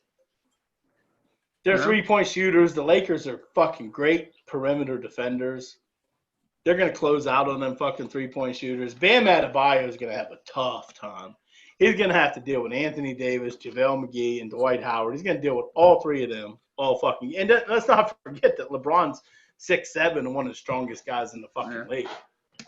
Well, you were fucking 6-0. You were 6-0 betting that series. What do you think? You think the Heat got it? In drum roll 6 games. It's going to take the Lakers 6 games to win the series. That's what I'm saying. It might. He's good. It could. I say 5. It could be. It could be. It might be even 7. He's a good team. I don't see 7 games. I see Lakers in 6. And what are your reasonings for Lakers in 6? I don't need a fucking reason. I was 6-0 in the Eastern Conference Finals, motherfucker. Oh, here comes the guru, your good friend Daniel. I called every fucking game money line, baby. I called every fucking game. In fact, the last game I called for $200. Brady, your thoughts? I give Daniel the credit. He deserves it. He was 6-0. Good plays on his part. You got to give it up. No, my thoughts are that the Miami Heat have 0 chance of winning that series. It ends. I'll be generous and give him a game, but I wouldn't be surprised. LeBron's probably tired of being in that fucking bubble. He wants to get that ring, go home. They could win in 4. I'd give him maybe 5, though. I'm running up Joe Lakers in 4. I think Lakers sweep them. Hi, boys. You say Lakers sweep them. I can agree with Waz. I mean, I can see the Heat stealing too. I mean, they're a good team, and you guys know. I was on them before the bubble even started. I said that's a team to be dealt with, and little Drew over here didn't want to fucking. Before the playoffs started, we called the Heat Lakers finals. Well, I don't know. Did you call? No, Brady said Heat Lakers, and then Steve said I love that pick, but I believe Steve said Milwaukee. It was either Milwaukee or Boston, along with the Lakers. I think he said Boston. Well, he said I said Boston because I might have said Boston because that's what I was hoping for. But don't get it twisted. I was the first one to say be on the lookout. Yeah, for he was high. Yeah, he was high. you did say you love the Heat. They're a fucking great team. You did say that. I said that's my dark horse to get to the finals. I personally wanted Boston because as a longtime Lakers fan, I'm from the '80s. That's what it's all about to me, Boston and the Lakers. But didn't get it, so we'll take the Heat. I hope all the Heat get COVID. Well, you didn't get it because the Boston Celtics probably could be the worst Eastern Conference Finals team since the 2000s. Just saying. I mean, I'm not trying to be an asshole. I'm just saying. No comment. What's your analysis on the finals, though, Brady? I know what you said, but what's your reasonings? Like, what do you think is going to happen here? Like, I gave some analysis. The series is going to be solely dictated off LeBron. Honestly, I think just from what I've seen from the Heat, they don't have anyone that's Jimmy Butler can't cover LeBron. I mean, they might. I'm going to guess that's who they're going to have covering him. I don't know, but if LeBron plays James basketball, he's going to have his way with that team. And as long as the Lakers can hit some fucking shots when he does his whole drive and kick out, which if he doesn't even need to do that, he could probably score almost every time down the court. I respect what he does, but that's what it's come down to. And then I don't think Bam's going to be able to really play with Anthony Davis. Bam played with Tice and Enes Kanter this last series, and then fucking Sabonis and Miles Turner. He hasn't really had to worry about anyone. And even Giannis kind of he hasn't had to worry about anyone who's actually like a real threat, like a scoring threat. Like he can shoot threes at a consistent pace. I don't think he's going to be able to check Anthony Davis. I mean, I just think the Lakers they're the far superior team. The only team in the whole bubble that I really gave a chance of beating them to was the Clippers, only because the Clippers had some talent and just maybe a little bit less talent, but they also played really good defense. Plus the Lakers play great defense. I mean, they're gonna fucking close out on them shooters. Duncan Shane ain't gonna get the shots he was getting against Boston. Because if you watch that Boston series, I don't know what the fuck their game plan was. I'm not trying to rub salt in the wound, but their screen, their pick and roll defense was atrocious. I mean, it was atrocious. So. But I mean, I'm glad he said that though, because about Lakers hitting shots, and yeah, hitting some key threes is important. But the Lakers cannot get in a 3-point shooting contest with them. Oh, no. The Lakers have to do what they have the advantage of is pound the fucking paint. Yeah. I mean, who's Olenek gonna check? I mean, no, man, he's not gonna check none of them. You could start Dwight because they were talking about not starting Dwight, but I disagree with that.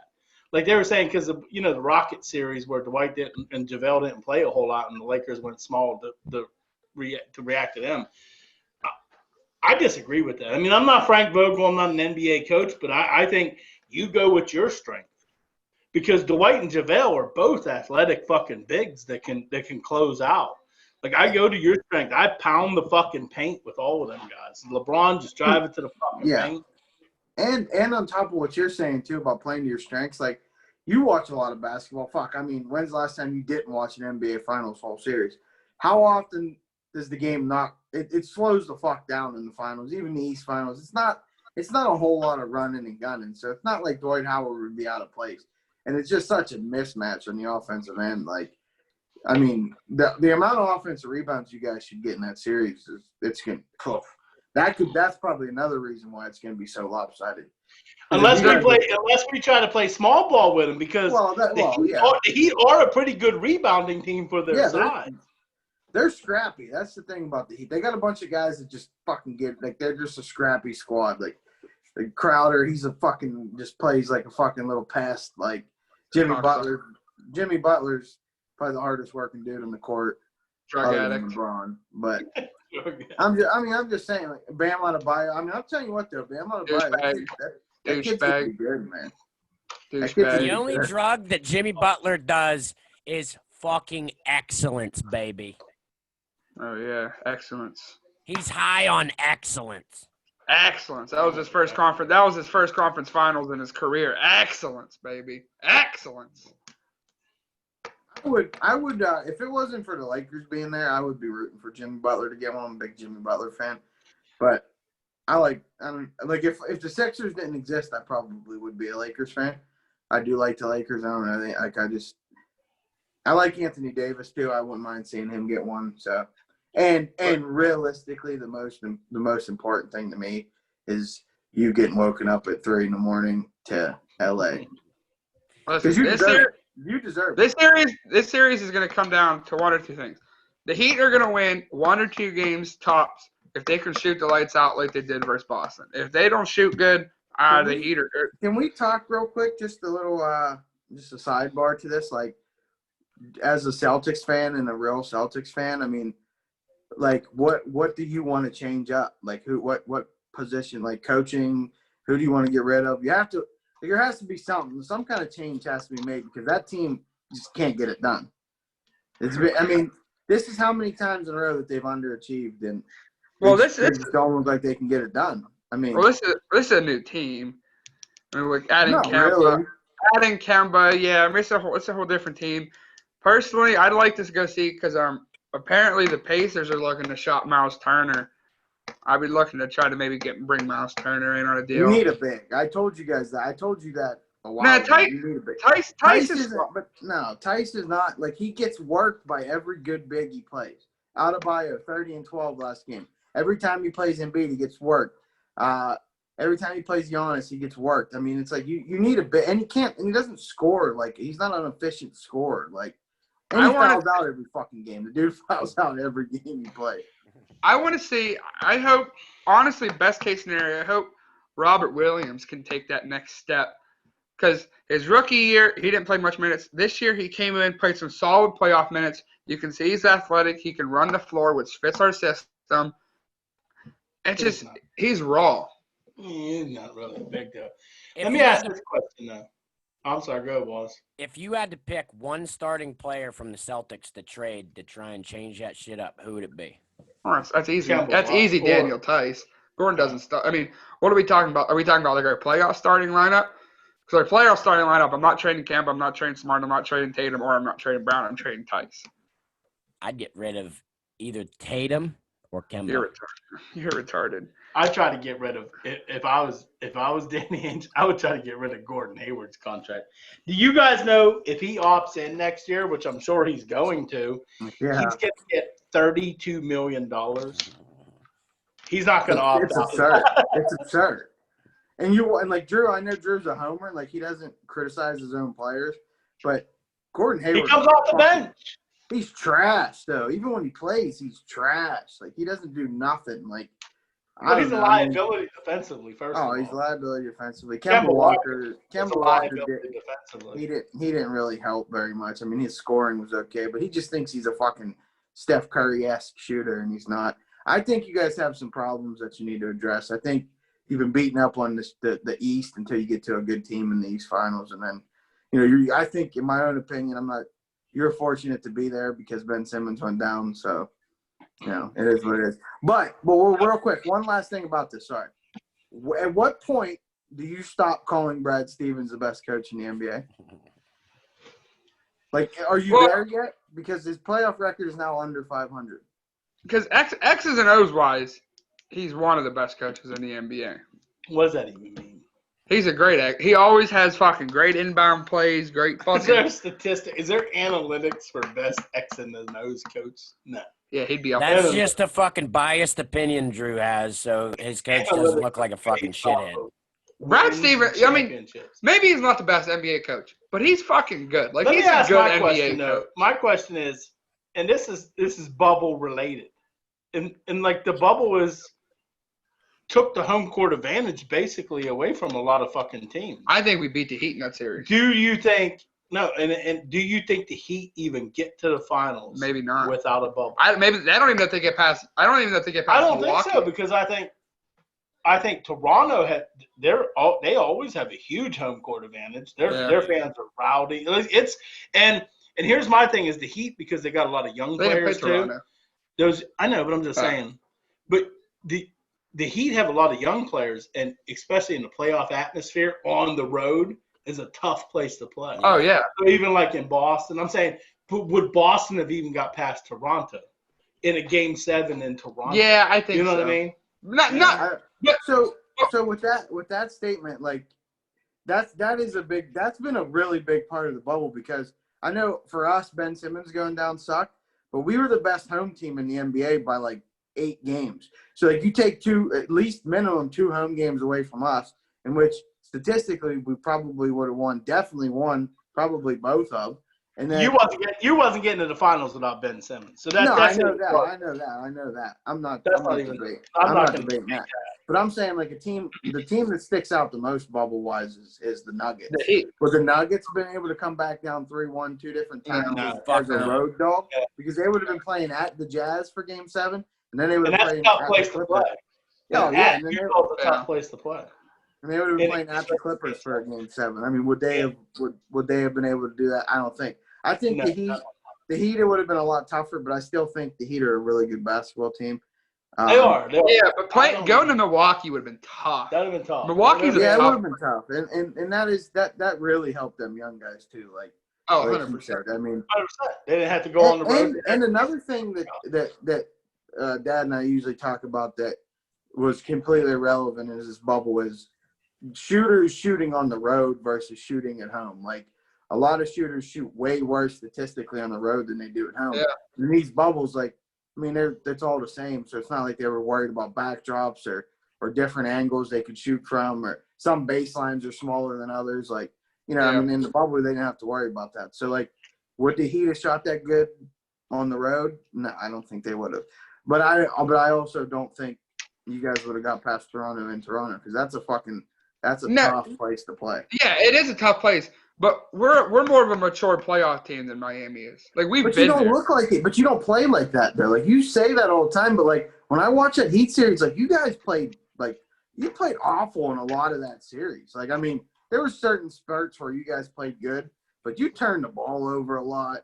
You made some bonehead defensive lapses, like, and then you guys like I don't know what happened, but you guys was just gunning threes for like the last 3 games of that series, just gunning threes. That's not the Celtics game at all. I mean, the bubble though was like almost like a fucking AAU tournament, basically. It was, and another thing is I read an article like just like that they talked to teams that have been out for a while, like of the bubble, like how much like mentally that's fucking wearing on a lot of these teams too, being away from their families, being pretty much quarantined in one spot for months, like. That had to suck too. Even like, which might have benefited Miami Heat players too, because a lot of them guys were young, probably. Yeah, that's exactly. It was kind of like a college type of atmosphere for a lot of them. Like, and Hero and Robinson and Adebayo and all them fuckers they're just fresh off that. So it's like, and I think it helps the Lakers too because someone like LeBron James is unfazed by that. He don't give a shit. Like he's locked in. He's locked the fuck into what he wants to do. He'll get everyone ready to go. And I just wonder like how much that also played into a lot of these teams kind of fucking like you look at the Clippers for a prime example. That just like that team did not look like they were like a good they were having fun in the bubble. Like Lou Williams gets popped for going out. But they had chemistry problems, and that was a big concern with that team before the. Well, that's because they didn't play much at all together. Like that starting core of players played like 5. I think what the Clippers did was try to mesh too many people together. They just tried to mesh too many people together. And I think Kawhi slightly overrated. Kawhi's definitely overrated. Still top 5 player. Still top 5 player in the NBA. Not 1 or 2. He's not even close to being the best player. No. When people say he's the best player in the NBA, he's not even close. No, he's not. I hate to use the word overrated. But first of all, let's go back to last year's playoffs. Okay, first of all, he beat Philadelphia on a Fuck, come on now. He shoots that shot 100 times. He makes it once. And he traveled. And he makes it once. And then, so even take that away, he gets to fucking Golden State. Even if Klay Thompson, let's not even talk about Durant. If Klay Thompson doesn't get hurt, they don't even win that fucking series. They got lucky. Props to them. They're a good basketball. Yeah. And the other thing that pisses me off about that too, is now I know that Kawhi took them over the top, but that was a really good fucking basketball team without Kawhi Leonard. They played a hell of a lot of games in the regular season without him, and look what they did this year without him. They kept the same damn team, except for him, really. And they were the second best team in the East. I mean, that's a good basketball team. And they was a bad shooting night away from beating the Celtics. I mean, they shot bad in Game 7.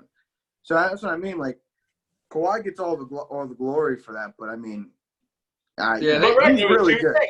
That lucky-ass shot against Philadelphia and Klay Thompson getting hurt and Durant. I hate to use the word overrated with Kawhi because, I mean, he's still a top 5 player in the NBA easily, but he's not 1 or 2.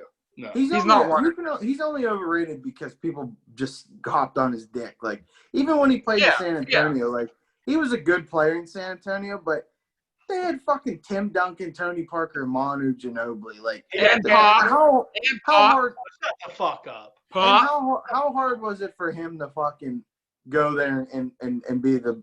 He wasn't even the best player in that series. He won the Finals MVP, but I'm saying, like, whenever you're covering 3 guys and you're worried, like, the 4th option on the team goes off. I mean, you're gonna just live with that essentially because you're not gonna let Tim Duncan or Manu go off. And then Tony Parker was a beast too. So it's like he gets a lot of fucking credit for some shit that he wasn't the main vocal point of, in my opinion. Yeah, and I want to bring something. When he was in San Antonio, like, he wasn't the face there. When he went to Toronto, he was the face of the Raptors. When he was in the Clippers, he was the face. Maybe he can't deal with the pressure as much.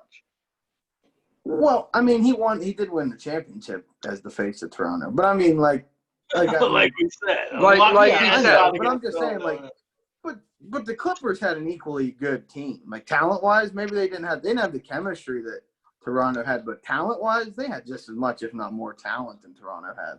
Way more talent than Toronto had. I don't know about way more. I think you undervalue Kyle Lowry and Siakam. And, Siakam.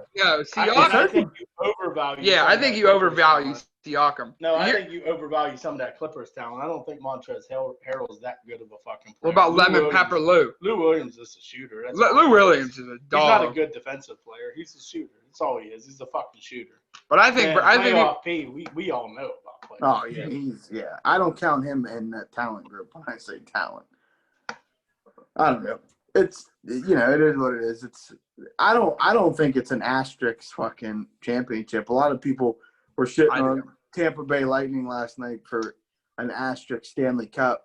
But like Victor Hedman said, I mean, he said this shit was fucking tough. He said this is tougher than going and playing the Stanley Cup or a playoff series on the road because at least on the road you're still coming back to play at home. You're still mixing it up at home. Like, I mean, these guys are fucking locked down in a fucking one little fucking spot for months, and it's just like, I don't know.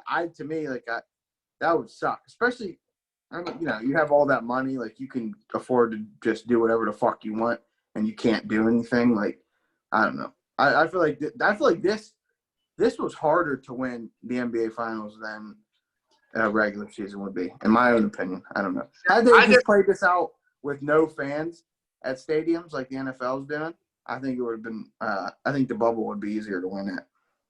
See, I disagree with the whole asterisk. I think Toronto's championship has a fucking major asterisk next to its name.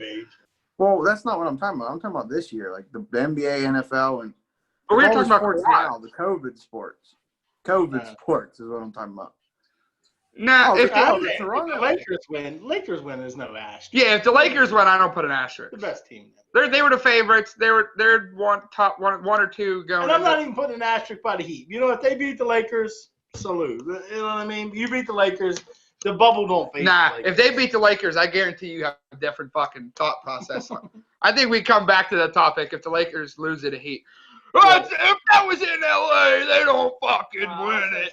Because the bubble, like I said, don't face the Lakers. or is this a bunch of Yeah, I don't think it's an asterisk at all. I think, like I said, I think it's a tad harder to win personally, but that's just. I think the bubble did favor the Heat to get there, to get to that journey. You know yeah, I mean? Yeah, definitely.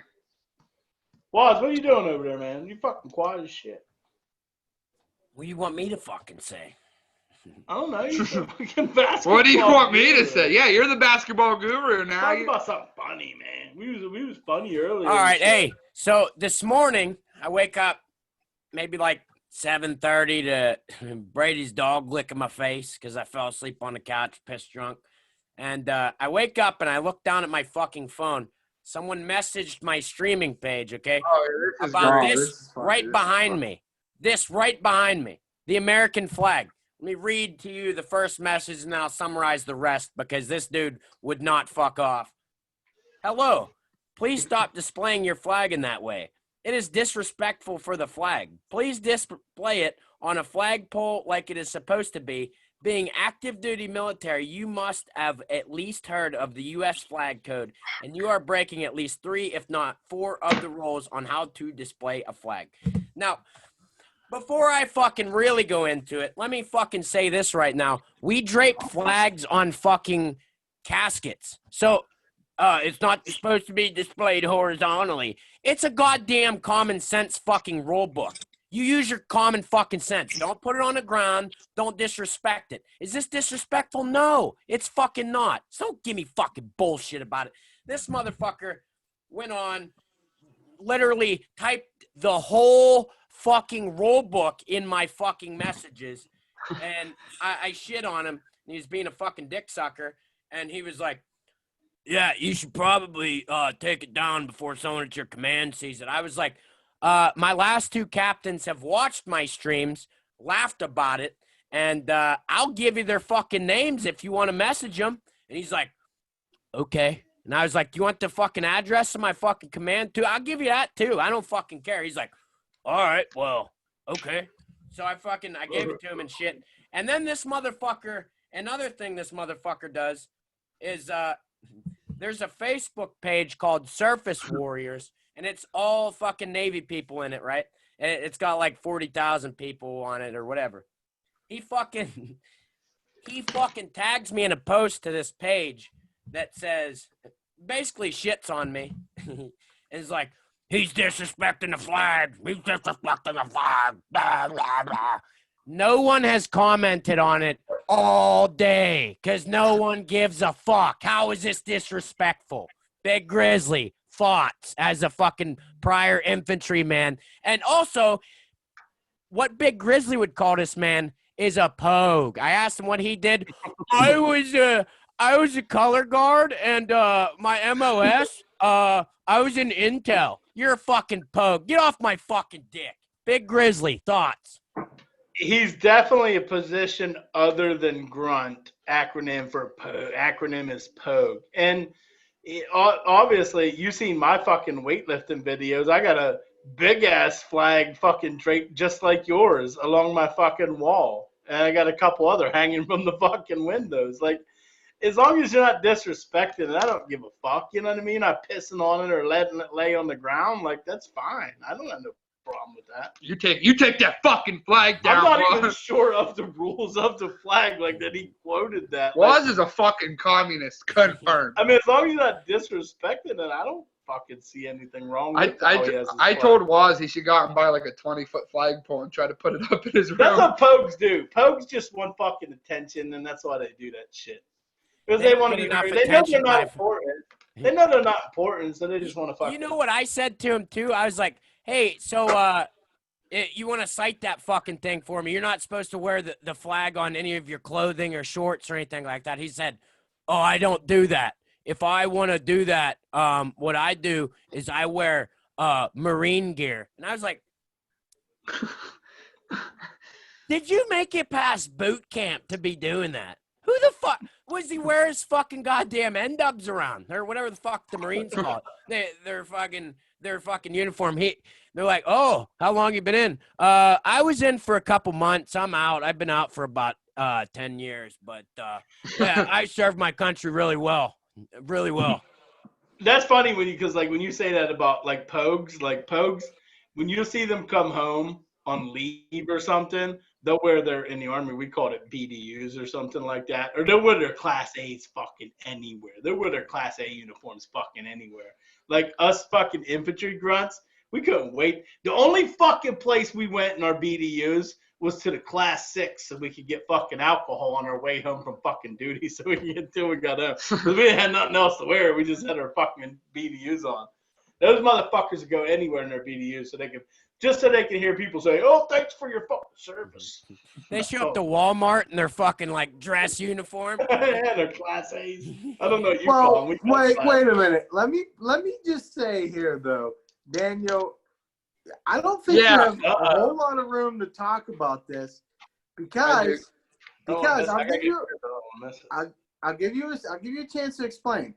But when you came home a couple years back, myself, you, and I think Drew went to a Pittsburgh Pirates game. That was not a few years ago. That was right after boot camp. And everyone's like that right after boot camp. To the Pirates game. Now, Steve can back me up on this. Okay, I'll wait till Steve sits down. All right, Steve. Right after boot camp, does everybody wear their goddamn uniform because their Army or their Navy cocks are fucking rock hard? They're like, holy fuck, I'm doing it, you know? And then after maybe like a few months, you're like, wow, that's really gay. Why the fuck did I wear that everywhere? I can honestly say when I came home from boot camp, I never wore it. I got free beer at the Pirates game at the age of 18, so fuck you. Well, because here's the thing. It did get us free beer, which I'm thankful for. Well, if you're a grunt and like a grunt wears that motherfucker for 14 straight weeks, that's how long our basic training was. 14 fucking weeks. You don't want to wear that motherfucker. You want to take it off. We didn't wear uniforms a fucking hell of a lot in boot camp, so we would end up wearing fucking sweatpants and PT shit through most of boot camp. Like we barely ever put N-dubs or dress uniforms on unless it was for a fucking uniform inspection. Other than that, or like at graduation when we wore our dress uniforms, that shit didn't come out. We were in our PT clothes all the time. Fucking. You're fucking lucky. We wore PT clothes for PT, and that's it. It was 100 degrees in fucking Fort Benning, Georgia. You were in full battle rattle, baby. Dude, the first week of boot camp, all of your fucking belongings were carried in a huge ass white tube sock that you tucked into your fucking shorts. It was fucking. You'd have like your wallet and fucking your fucking IDs and shit just all in this big ass fucking sock just hanging down everywhere you go. It looks like your fucking dick. Taking selfies like, look at this dick pic, baby. Look at that ball. Oh fuck. But yeah, that guy's a dick sucker. He really pissed me the fuck off. I know. I meant to bring that up. I can't believe you wore PTs a lot in fucking basic training. Yeah. Dude, so how do you feel that like I believe the Army now, they have their cell phone in boot camp.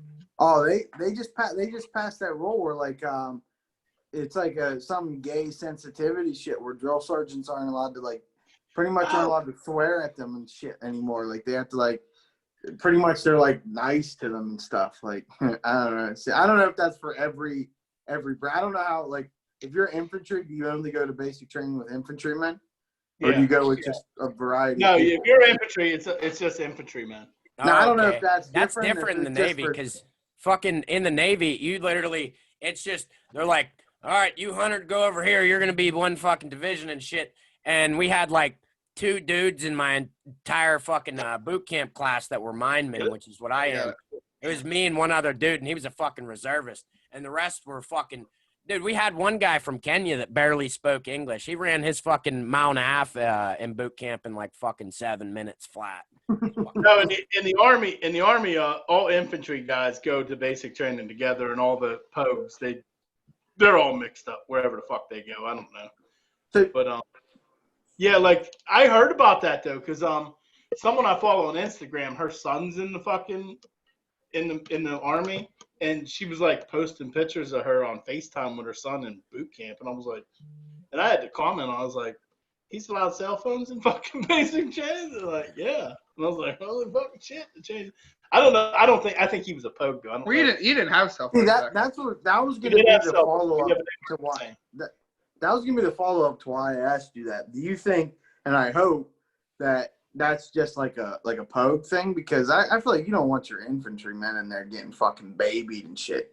I mean, that takes a special kind of fucking human to volunteer to go to fucking war and be on the front lines. Like, I feel like that needs to stay as like I obviously have no knowledge of what happens there, but obviously it's probably pretty mentally tough and physically tough too. I can't imagine you'd want them guys in there being babied and on their phones, and I don't know. Maybe it's just my. And honestly, and I'll tell you right now, like, you shouldn't, like, having a phone would just be a distraction for the infantry, because you're so fucking tired and you have so much fucking physical demands of you and you have so much classroom. Like, I would fall asleep during the fucking class trying to learn shit. Like, I would have to go back over it because you were so fucking tired. Like, having a phone, I just couldn't even imagine having a phone in fucking basic training. Dude, one thing about the Navy that I'll fucking say, there is no fucking reason that they should have phones in boot camp. They're there for fucking how long? How long are deployments when you're fucking out to sea? Them motherfuckers go goddamn 3 months without fucking coming near a place that might have fucking phone service. You should not have a fucking phone in fucking boot camp. That's just stupid. Like, what you're training them to be pussies, so when they go on deployment, they freak out and immediately want out of the Navy and do something fucking retarded. Like the first sport they fucking pull into, they smoke weed or fucking go out and get in fucking trouble on purpose or do something fucking stupid. There was people on the fucking Nimitz, my first ship. There was this one dude that tried to kill himself like 6 different times, but they stopped every time. And then finally he gets out. He didn't have to get out. Yeah. It's stupid. I mean, that's what you're going to have if you keep fucking babying these motherfuckers. You're going to have people that fucking get out intentionally, and they're not going to be able to fucking decipher the people that actually got fucked up by shit while they was in, and the fucking pussies who just couldn't fucking do anything. You know what I mean? Like, you signed up. I can understand if, you know, you got some PTSD shit or you get fucked up with something, but some of these kids are just fucking pussies, and they shouldn't have made it past fucking boot camp in the first place. Yeah. Well, I did hear one thing, like, after, it was a few years after I was done in the Army, that they had something called stress cards, that if you felt stressed mentally by, like, a drill sergeant, you could put that card up and they'd have to leave you alone. I don't know how true that is. I could only imagine when I was in basic training, they probably would have tried to shove that up your fucking ass. Is it like a yellow card in soccer? I don't know.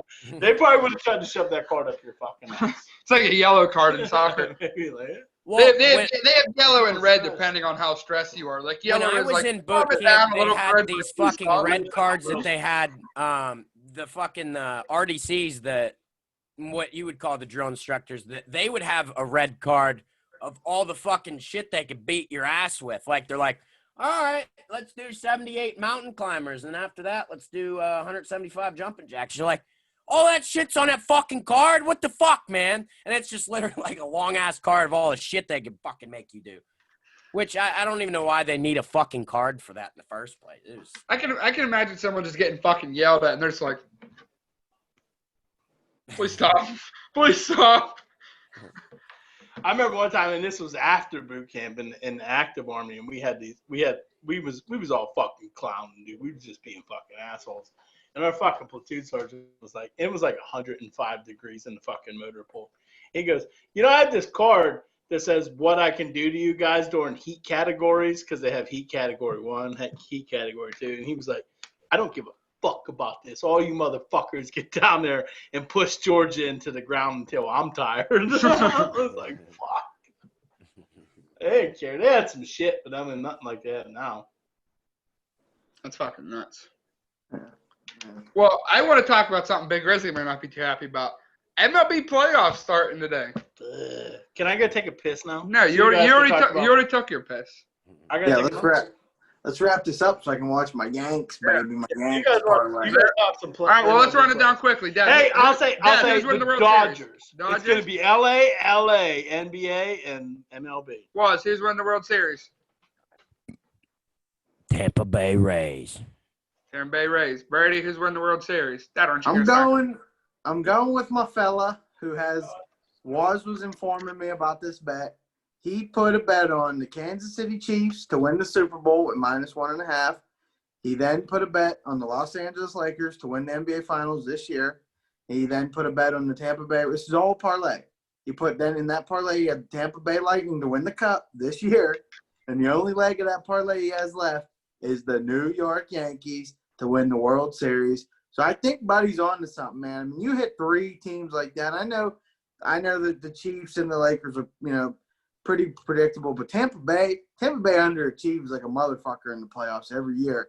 And to pick them to win and that comes to fruition is what draws me to why I think the Yankees have a good chance of winning, because what do they do in the playoffs usually? They usually fucking choke, or they run into the cheating-ass Astros. But, hey, shout out to the Astros.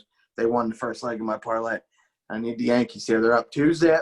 I need them to win by a run and a half, and it's 300 smacks for my parlay. So I think the Yankees get it done. But I think the Yankees play the Dodgers, and I think it's a 7-game series. Dodgers win the World Series. I don't know about baseball. I don't watch it very much. Fuck the Yankees. They fucking scored 2 runs in the first inning. Speaking of baseball, hold on a second. We talked about O'Neal Cruz on the podcast yet? Oh, we haven't. That'd be a quick little topic real quick. O'Neal Cruz, second top prospect for the Pittsburgh Pirates, goes home down to the Dominican Republic, gets in a car accident with, first of all, it was a motorcycle carrying 3 people, killed all 3 of them, and comes out that O'Neal Cruz was drunk driving.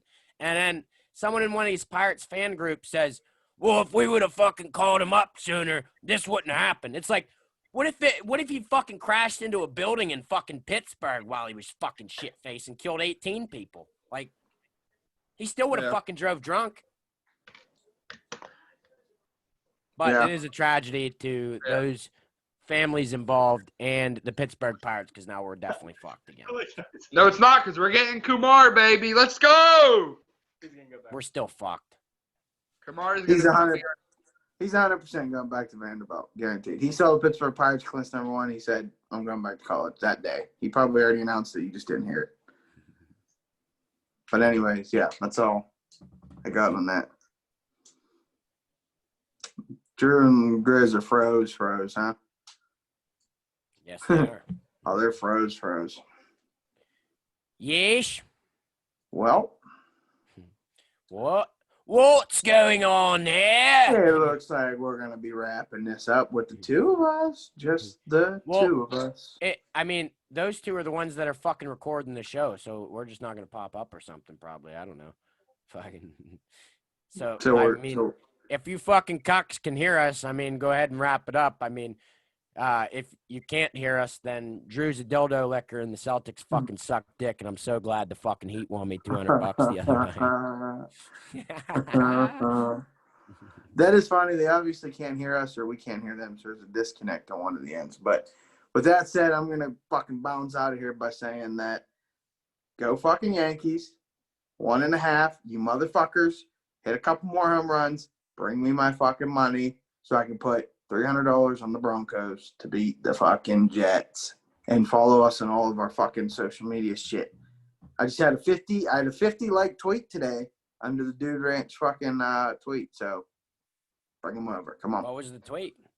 It was about the Steelers and Ravens. I thought I was on my other account, but I happened to be on the Dude Ranch account when I commented it.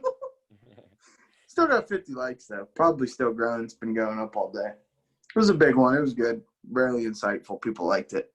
That's what I do. Hey, oh man, I can't wait for this goddamn debate. I got a drinking game for us to do. We're gonna have to get some fucking beer because it's gonna be a fucking fun one, buddy. I'm telling you right now. We better hurry up. Yep. All right. So I'm the Danny Hammer. That's Killa BG 442 on PSN over there. So peace from us, and Drew's a dildo queen. Big sassy barbell. See you later, buddy.